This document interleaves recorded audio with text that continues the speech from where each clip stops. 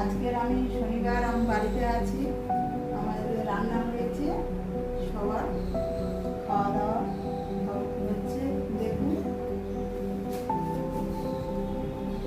কি কি মেনু হয়েছে দেখিয়ে দাও মা একটু।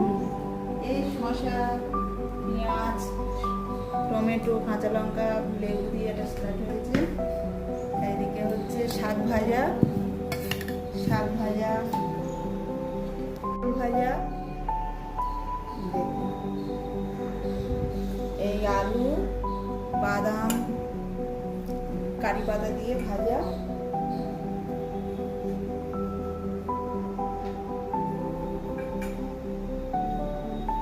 ডাল দিয়ে আলু ভাজা দিয়ে খাও।